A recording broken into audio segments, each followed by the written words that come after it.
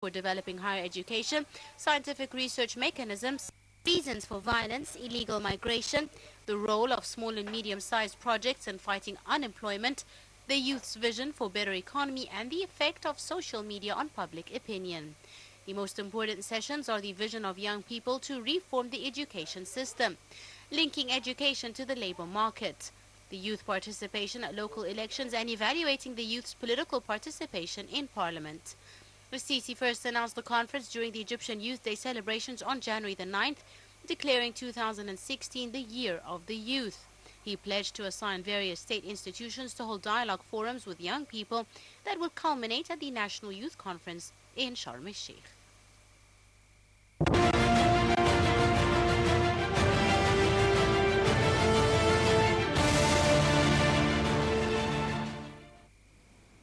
Welcome back, ladies and gentlemen, kicking off our discussion. Now, Ms. Abbas, this is the first national youth conference that is being held here in Egypt.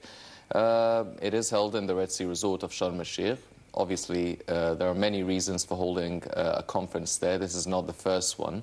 But what is the significance of holding such a national youth conference? I mean, since the beginning of the 2011 revolution, everyone's been emphasizing the importance and the role that should be played by the youth in the Egyptian economy, the Egyptian history, the Egyptian political life, talking about how the youth has been neglected for so long. Now, this conference being held, the first of its kind, what does it represent? How significant is it? Honestly, it's a first step towards a better future. Since youth is supposed to be the future of the country, they are the ones who are going to hold leadership positions, and they're going to be basically the future. So this is very important to create a sense of hope, to create like a sense of stableness or relaxation inside the youth, like the youth's minds. Yeah. So conference as such creates an arena or a space where we can find or try to find a common solution to the problem that we have right now in Egypt, economically, politically, and, well, otherwise. Well, what do you think are the main topics of discussion that are being discussed in this conference, or at least should be discussed and really pointed out in this conference? For youth, everyone, I mean, if you want a progress of a country, there are three main things you should look at. The first being shelter, food, whatever, healthcare, and sorry, I slipped my mind. No, it's all right. Development of some sort? No, education. So, and the focus of this conference should be basically on education and healthcare, because shelter comes with it. And especially education. Education in Egypt is in a very bad place right now. So I think the conference should focus on the three aspects, and from there, these are the basics of every problem. And if we fix these, I think we might, we will eventually be better or progressing. Well, there are about 3,000 youth attending this this conference from different backgrounds, different sectors, different industries, and everyone's really hopeful about achieving something or coming out of this conference with something. Having these youths actually attending the conference, what do you think they can benefit from it? What do you think are the conclusions or the outcomes that they can get out of this conference? The problem is, okay, the conclusions and the outcomes, everyone is hoping for the president to promise them something. But that's not going to happen. Let's be realistic. Everything that the president has to say or has to give to the public has to be studied, be organized, and has to be... So he can't basically give out promises. He's here to listen. So when each representative or each one of these members talk, they should have a very constructive argument, and they should actually point out a specific problem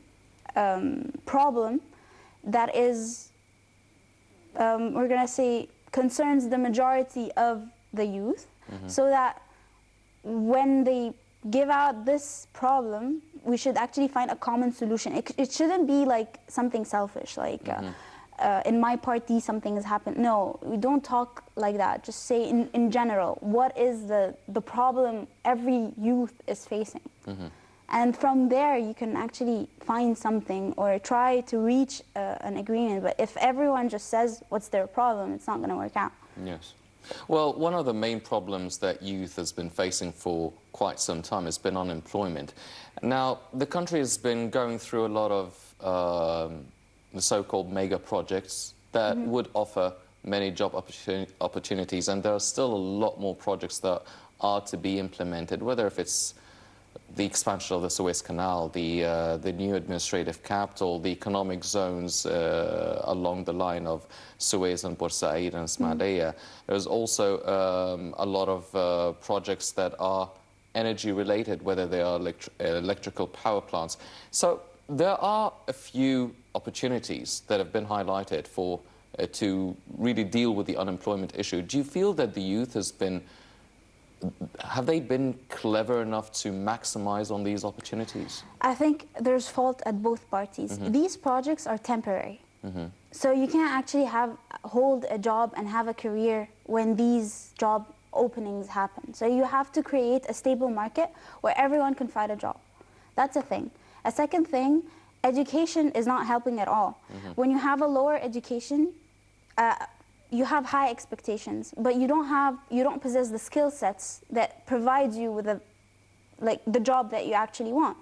So what you end up doing is you either go unemployed or you find a job that has nothing to do with what you actually learned in school. So, this is from the government's point of view. From the youth's point,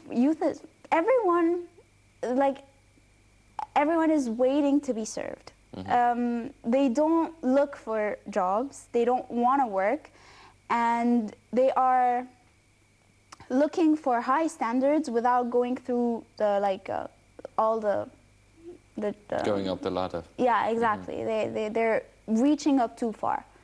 This is one thing. Another thing,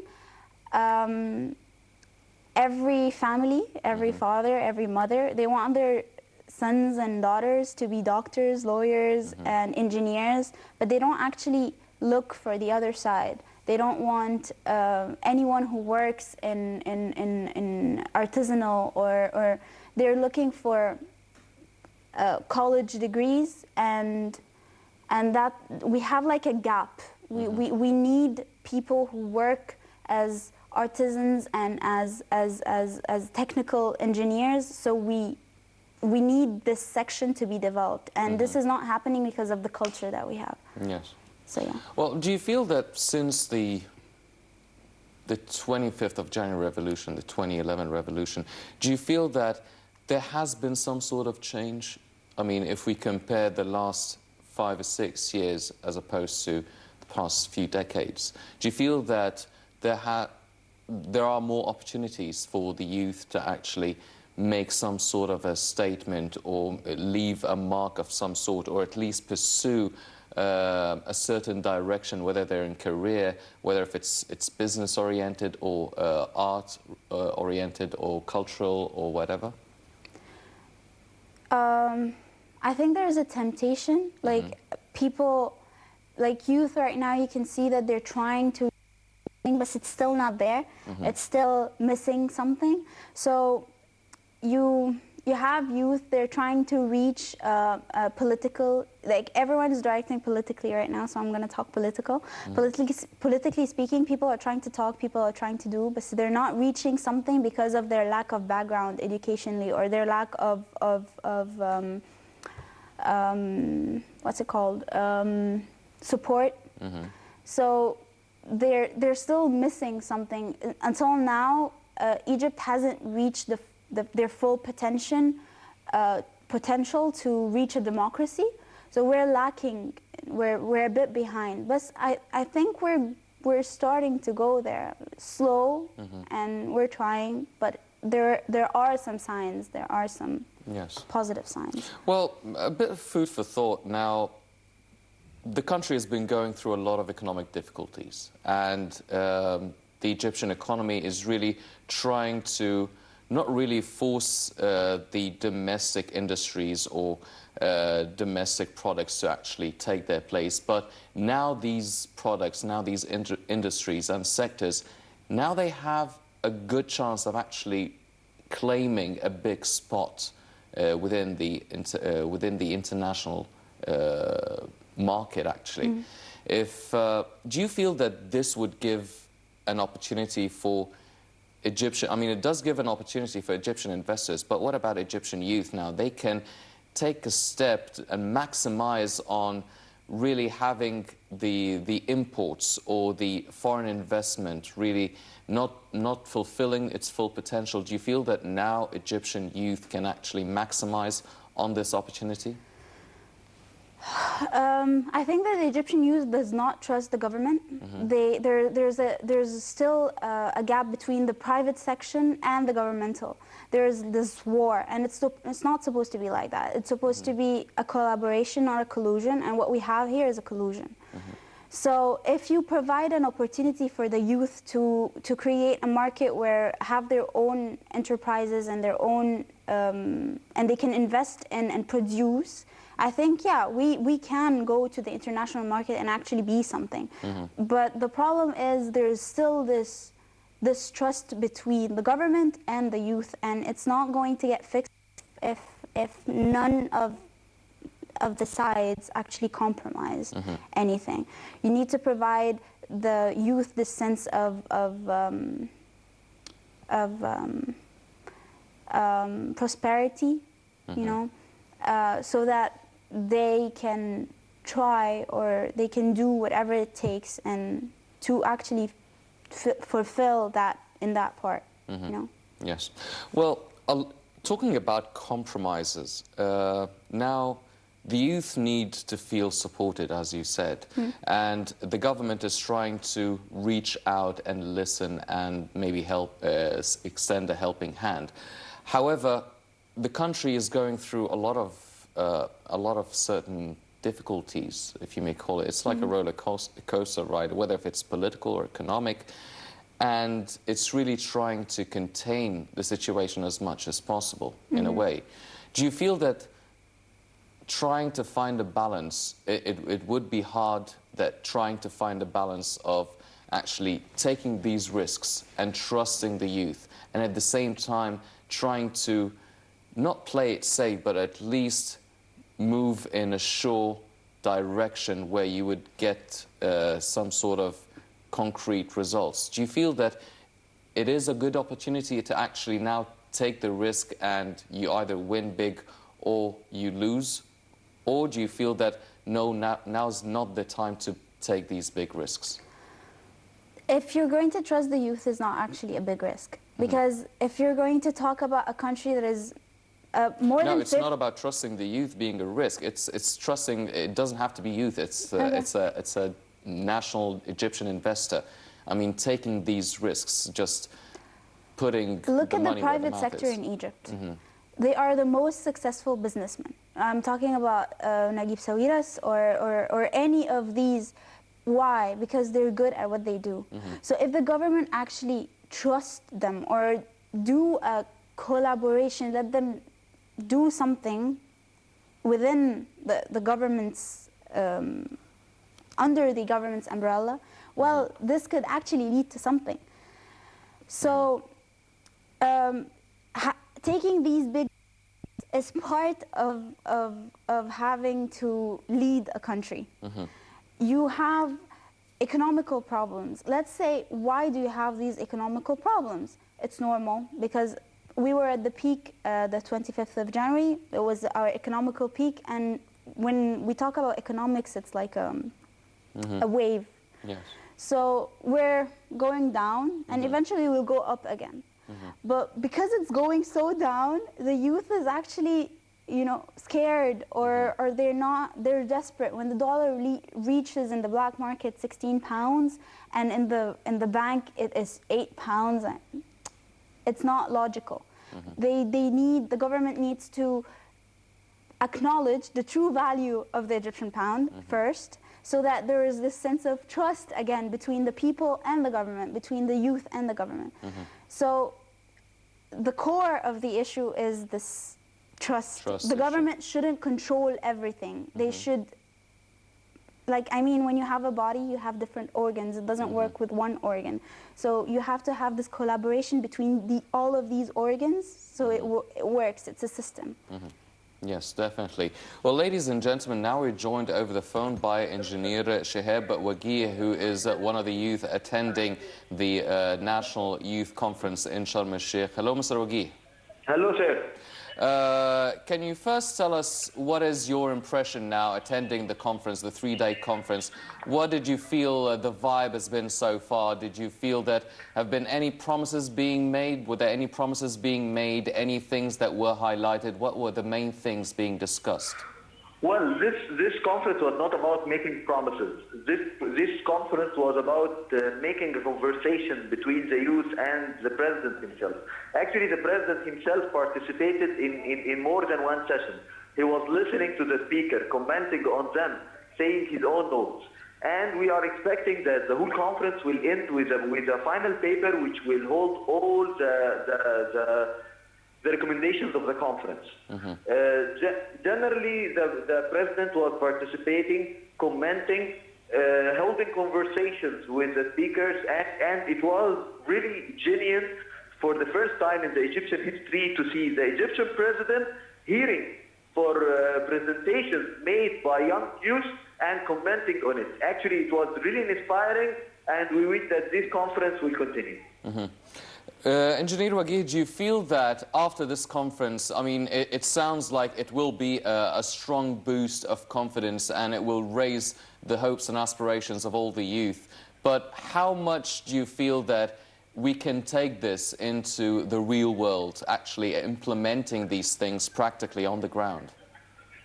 Actually, my point is that I was saying all the time that it's about policies conference. It's not about like an executive conference. It's a conference to make policies. And these policies are like in the toolbox of the decision makers.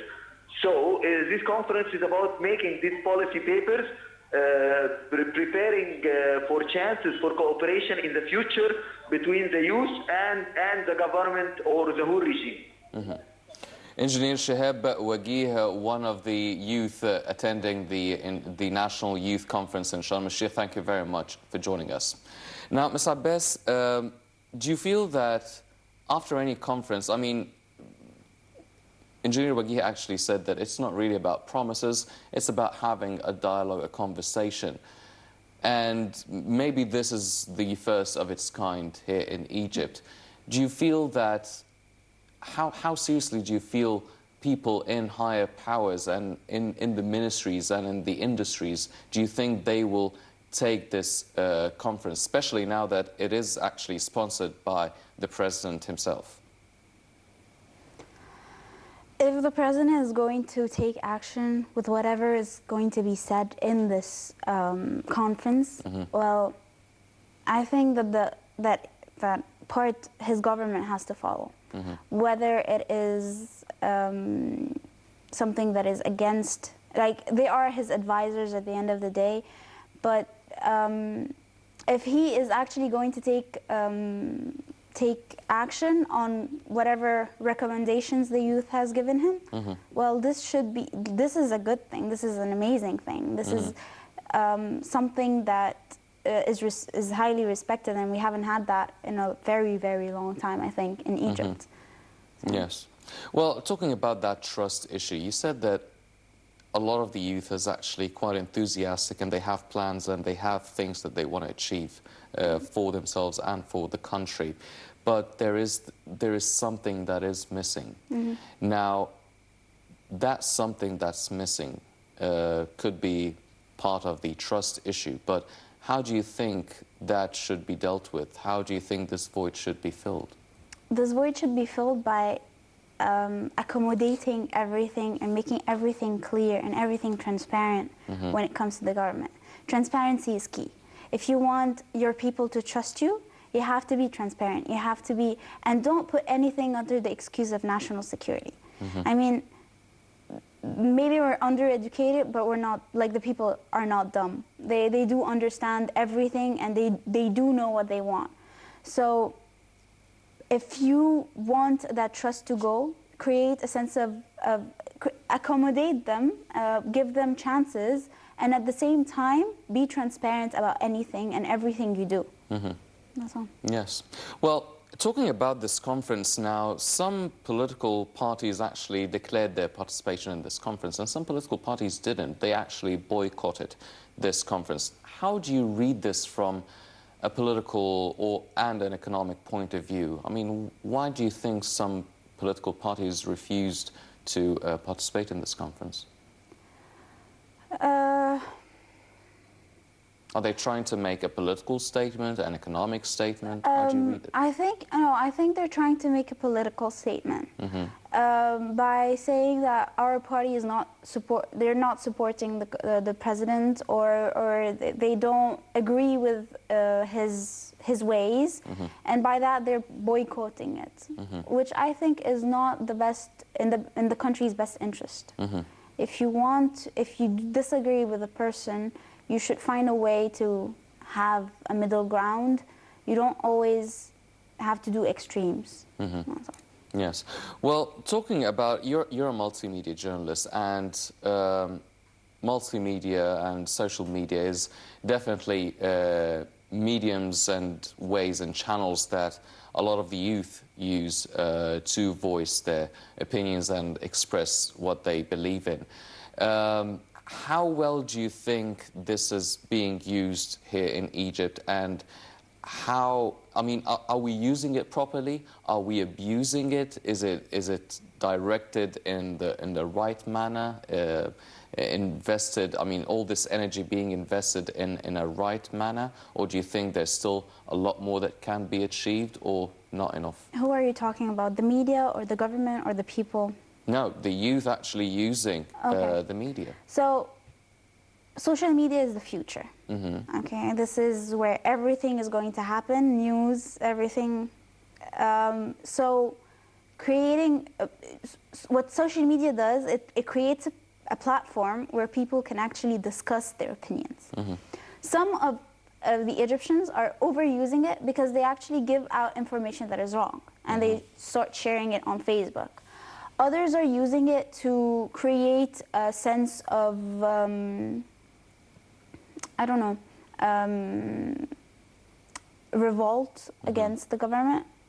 Or no one is actually using for what it actually is. It's a discussion. You're supposed to discuss things in it. You're not supposed to create or set an agenda in it. You should discuss, talk, and all these people should respect each other and tolerate each other. And this is not actually happening in Egypt. When you see, you have families, they're divided. You have, the country is actually divided. So social media is being used in a very bad way, not in an intelligent way. You should use that in order to create like in the 25th of January, it was used to create a platform where people can actually voice whatever they're saying. So this is how it should be used. And what about, like, not really focusing on the Egyptian society using social media? What about the international community monitoring, or at least seeing what Egyptians are saying, what Egyptians are voicing, how are they speaking their minds, and how is that affecting on a bigger level, a bigger picture, the international foreign relations, actually? It's creating a controversy. There was this video with the tuk-tuk driver who was, it went out on Facebook, it was everywhere. Yeah, it was viral. It went viral, and a lot of people in the Middle East actually started talking about it, and Jordan and Morocco and everything. So it creates like a set of controversy, like what is happening? Why is Egypt so unstable? When you come to think about it, when anything happens, when anything goes viral, it's really some people are promoting it. Look at who is promoting these videos and who is trying to create that sense of controversy. You'll get your answer. Like you'll have so many answers to the question you're just saying. When it talks about foreign relationships, it's all about interest. So what is in my country's interest, and it won't hurt my ally when it comes to Egypt. Yes. So well, I mean, this brings us to another thing. As you've mentioned, when you read a certain story or an article or watch a video or whatever, there is an element of this is so true, this is so real. I mean, it hits the nail on the head. And there's another part, well, is this fabricated? Are these rumors? Is this false? Has this been staged? Now, being a journalist yourself, how can you differentiate, or when something is so close and I mean, you can't really tell the difference if it's true or not. How can you really differentiate between what's right and what's wrong, what's true, and how, if it's false, how can you actually try and counter the propaganda or the publicity that it has done? Knowledge. Read. When I come, like when I get a story, when I receive a story, what happens is that I read from several sources, not only one source, and not from only Egypt's point of view. You see, for example, I got news about the 25th of January, what actually happened in it. So I look at CNN, you look at BBC, you look at France 24, you look at what Egyptian news is saying, and you can kind of get a full picture of what is happening. So this is how it should be. People should try to diversify their sources and try to get them a lot of info, because information is power, knowledge is power. So this is how it should work. Yes. Well, talking about what's true and what's not, and all these things that could be fabricated, and other things that actually are very true and came out to the light. Now, it has been said, a lot of politicians, a lot of experts, political experts or economic analysts actually talking about this another dimension of a war that Egypt is going through, whether if it's a psychological one or a media one or an economic one. Now, you watching and monitoring all of these things in the media, putting our objective hat on, how true is that, and is there some truth to it or not? You can't really be objective. You're always going to put your little touch in it. What you can do is try as much as possible to balance everything you have. If you're going to talk with, for example, we're talking about youth. If you're going to talk with someone who represents the youth, you should talk about someone who represents the government. It should always be balanced, because if it's not balanced, then this is biased and this is not objective. But at the end of the day, you're still not going to be 100% objective and like opinion free. Yes, definitely. Ladies and gentlemen, let's check out this interview that was conducted by Nile TV's Linda Abdelatif on the sidelines of the National Youth Conference in Sharm el-Sheikh with Dr. Farouk Bez, and we'll be right back.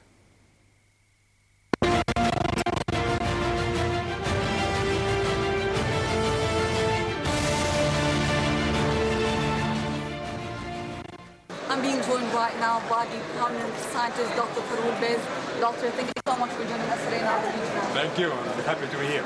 Let's start first with an overview on the workshop that you participated in a while ago on the scientific research field. It's a wonderful thing to have the youth of Egypt many get together and talk about the future, and talk about what is it that we really want, and where do we want to get from here. After 10 years, how do we consider ourselves? Where would Egypt be? And what will our role be? All of this fantastic discussion, because nobody talked to the youth before as far as what they want or what they need and how can we help them to reach where they want to be. And how can we improve the scientific research and the science field in Egypt? Give the responsibility to the kids, the young people, encourage them, and they will do it themselves. Even if they were not really trained very well, even if they were not educated very well, give them the responsibility and tell them, we depend on you. You're the ones that can do it. We don't have any other person that can do that. You're good. You can do it. Keep going. Look at it. Do something. They will do it. And they will think about it. And if they have the responsibility for it, they will improve themselves and will do wonders. Okay, and how promising do you find the Egyptian youth when it comes to scientific research? The Egyptian youth are fabulous, men and women. Wherever they go, you can see they are equivalent to anybody, anywhere. Just give them the opportunity and they do wonders. So the youth of Egypt are no less than anybody else, anywhere. In many cases, they are really better than the youth anywhere else. So just encourage them. Let maybe hold their hand until they get to the start of the road, and then let them and tell them keep going and keep going. And they will do wonders. They will be fabulous, because that is really the future of Egypt. One of two things. Either we encourage our youth and the youth can take the country ahead, or there will be no future for Egypt. And is there any strategy in mind in order to improve the Egyptian scientific research system? Of course. What is it? The government is trying to do as much as they can as far as equipment, as far as they're bringing in some researchers from abroad, or Egyptians who live somewhere else. And naturally, if you want to have international level research, you have to bring in international level people, and that is happening. And you can see all kinds of people in research centers and in universities coming from abroad and doing all kinds of research with their local scientists, their friends and their colleagues, and that in itself will enrich the scientific community and enrich scientific thought, and that will produce better research. Okay. What about you? How are you working with youth in order to do that? I just come here to encourage the youth. I no longer can do the research myself and so on. And I have my own students are teaching people now. So I've done my job. I really enjoyed my life as a scientist. I tell people what it is and I encourage them. And my own students from the University of Port Said, in the University of Kenya, and the Azhar University, and Ain Shams University, and Asut University, all of them are spreading the word. They have learned with me. They know exactly what I do, and they now can do the work, so I let them do it. And I just encourage the Egyptian youth to follow the good lead. Thank you, sir. Thank you.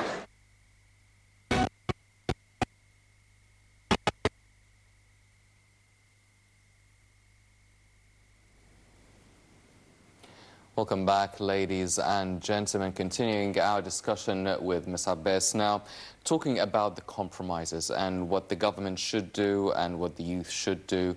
Now, we touched upon trust issues. We touched upon the opportunities laying there, whether we take it or not.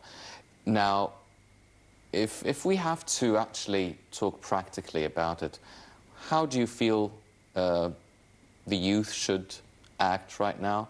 I mean, it's very easy for the youth to say, no, we're not getting this, we're not getting that, we deserve this or we deserve that. And it's very easy for the government to say, no, I mean, you get this or you don't get that.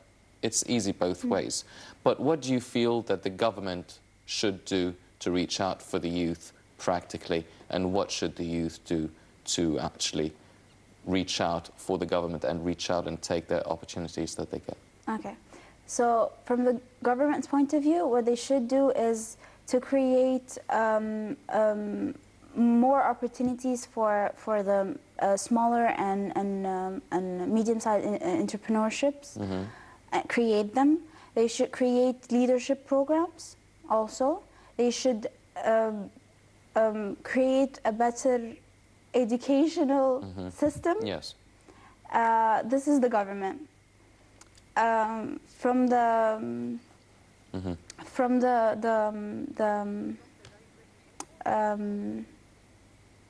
youth's point of view, they should keep on trying. They should come up with ideas. They should produce. They should try to be creative, be entrepreneurs. They should learn, teach themselves. If it's not available right now, then try to reach and try to do whatever you can so you can get whatever you want and reach your goal. Don't give up. It doesn't work that way. You should also give a chance to the government to repair itself. Don't say, no, the government is bad. No, try to reach something and be careful at the same time. Be safe, but try to give them a chance. Try to get to that point where you have to find the middle ground between the two. You can't just stay there waiting for them to do everything. You should find the middle ground. Yes. Well, Ms. Abbas, I mean, we're watching on this video, we see President Sisi actually holding the microphone and talking to the youth in the conference and all that. And this is the first conference of its kind here in Egypt. How hopeful are you of actually things being taken seriously, the government taking the youth and what they want and their desires and their problems? How seriously do you feel we will build on that as Egyptians, all in all, whether youth or elderly or the government? And how serious do you feel the youth will actually take this opportunity and really make their voices heard in such a conference? If we're gonna talk about the youth with that, from the output of that conference, I don't think that they're going to expect anything right now until they actually see action. And I am from that level of people.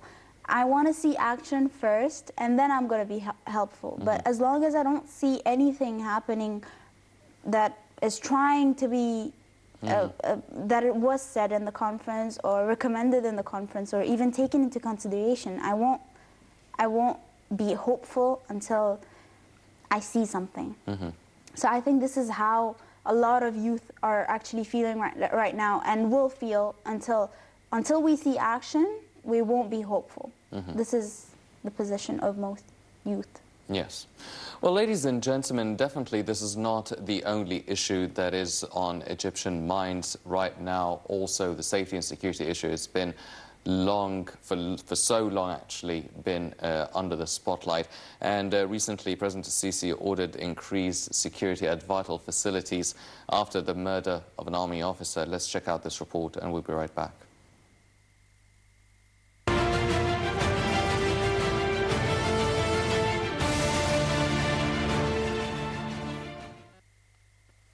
Following the assassination of Major Aider Ragai, head of the Army's 9th Armor Division, Al Masr Al Yom newspaper published an editorial piece on its first page calling on the people to collaborate with President Abdel Fattah al-Sisi.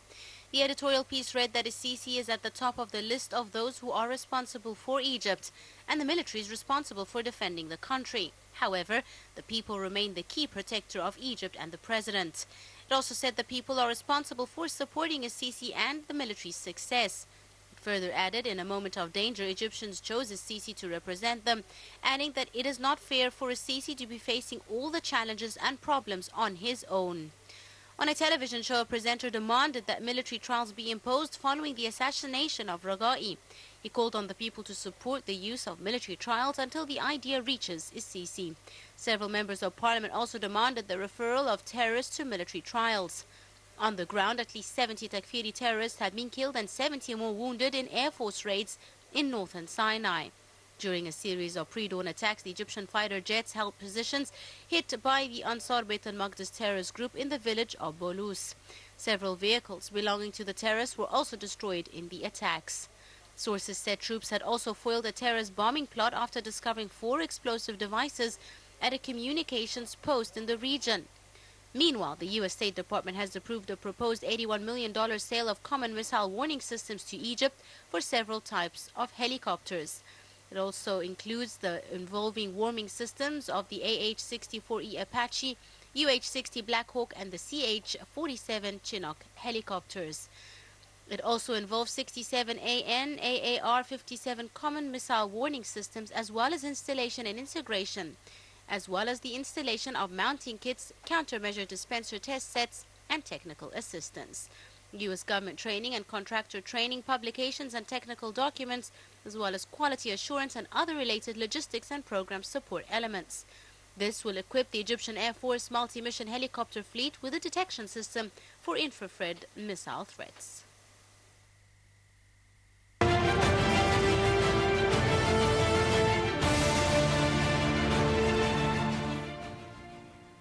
Welcome back, ladies and gentlemen. Now, Ms. Abbas, we've been talking about safety and security for so long.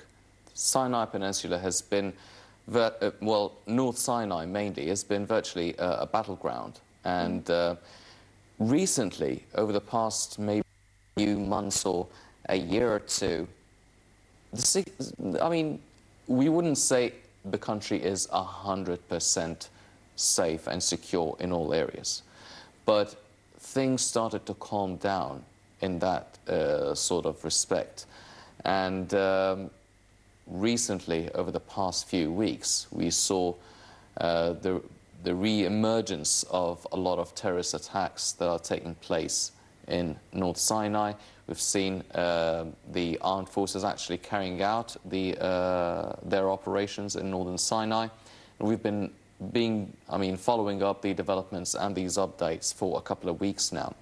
Now, the unfortunate event, a tragedy really, of Major General Adel Ragai being assassinated on the outskirts of Cairo, and discovering a lot of other explosive devices that fortunately didn't go off. They didn't go off. Now, do you feel that the threat and the danger is moving closer? Do you feel that there is some sort of a significance for the timing of these attacks, or these attempts at least?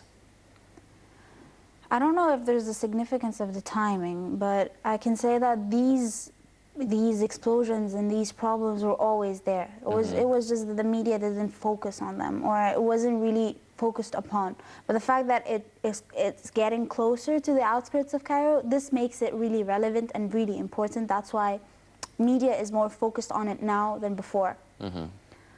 So it always has been there. It's just because it's in a far away from Cairo that people don't actually feel whatever is happening over there. But we just read like a line or two underneath, you know, those lines. Yes. But we don't have a focus or media telling us whatever is happening there. So yeah, that's why maybe we feel that there's an increase, but there wasn't really. It wasn't really gone. It was there. It's there since 2013. Yes. So it didn't really go away. Well, Ms. Abbas, I mean, if we're looking at really trying to be careful or secure around even the capital right now, I mean, the President ordered in much more safety and security measures, vital installations, and this assassination that took place recently, it calls for tougher security measures. Now, if these security measures are taken, some people would feel, yes, it's necessary. The danger is around us. It's not as intense as Sinai, but it's still there, and things need to be done. But other people would say, well, no, I mean, there's strong presence of the military in the streets, and no, we shouldn't really be living in such a condition.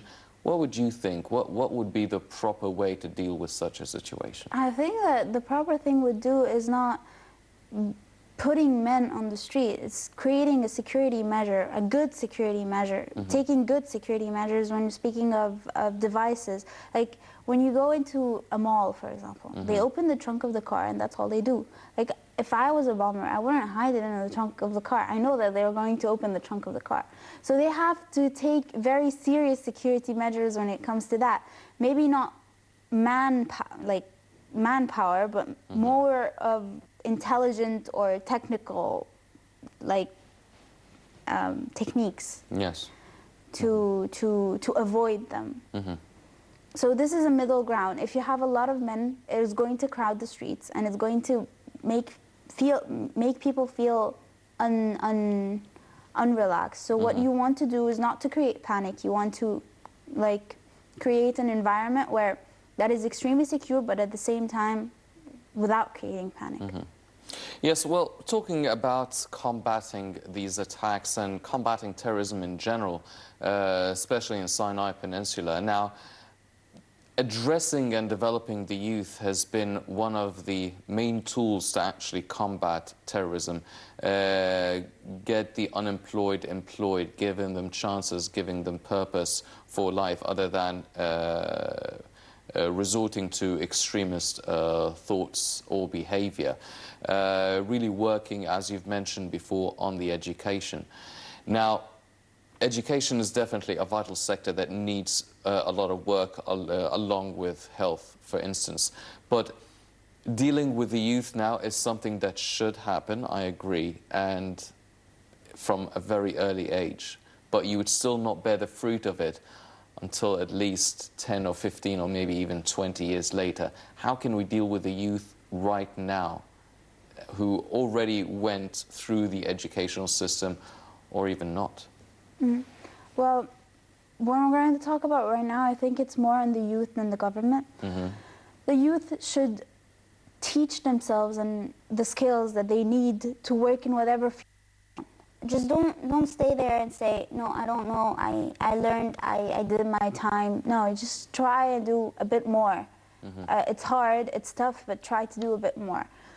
From the government's point of view, just create a small opportunity for these people to find jobs or to do something with it. If there's this common interest, because at the end of the day, there's a common interest. So if you have a common interest, then you have to work with each other and not just argue with each other and fight each other. Well, before we go, I'd like to, because it is becoming, it is already a very important issue and topic being discussed all over the world, which is the US elections and Donald Trump and Hillary Clinton. And in light of these elections, let's talk about the Egyptian-American relationship with each candidate. I mean, if Hillary wins, what sort of direction do you feel this relationship will take? And if Trump wins, what sort of direction will that take? Keeping in mind that actually the US State Department had already approved $81 million sale of common missile warning systems to Egypt, and a couple of weeks ago the US administration has given a lot of terrorism countermeasure helicopters as well. So how do you see the future, the potential relationship between Egypt and the US administration in light of both candidates? Okay. In light of Donald Trump, so Donald Trump is against Muslims, he's against Mexicans, he's, to not say the word, he doesn't like someone who's not American. So his relationship with Egypt, or pretty much all of the countries in the world, won't be that good, okay? But if we talk about Hillary, Hillary is more of a diplomatic person. She's sophisticated. She's lived in that field for her whole life, her whole career. Her husband was a president, so she knows how it works and she knows how to deal with it. As long as Egypt has a common interest with America, it's going to go smoothly. There will be no problem. Everything is going to go fine. But what I just want to go on the fact that President Sisi is also cooperating with Russia. And having these two blocks is in our interest. Like, they're our allies. It's a very good thing, considering the fact that America's against, like, the Cold War, and there's still, like, some sensitivity in that area. So, yeah, I think that if Hillary takes it, it's a much better future than if Trump takes it. Do you feel that, now that you've mentioned it, do you feel that our presidency is actually hitting a good balance in terms of having good relations with both countries? Yeah, I think he's trying to get allies from different sides, and he's trying to not interact in the political, like in the international political scene. He wants to fix the problems within the country first, and then maybe talk about other countries. But his country is his priority right now, which is a good thing. Yes. Well, ladies and gentlemen, definitely the safety and security issue will always be under the spotlight here, for the time being at least. And the first National Youth Conference that is taking place in the Red Sea resort of Sharm el-Sheikh for the next 3 days, held under the auspices of President Abdel Fattah el-Sisi. It is a first step, but hopefully it will be the first of many bigger steps still to come. That's all the time we have for this edition of the Daily Debate. But before we go, I'd like to thank our very distinguished guest, Ms. Minna Abbas, the multimedia journalist. Ms. Abbas, thank you very much for joining us this evening. Thank you. Thank you. Ladies and gentlemen, please stay tuned for more coming up on Nile International. I'm Hani Seif. Thank you for joining us.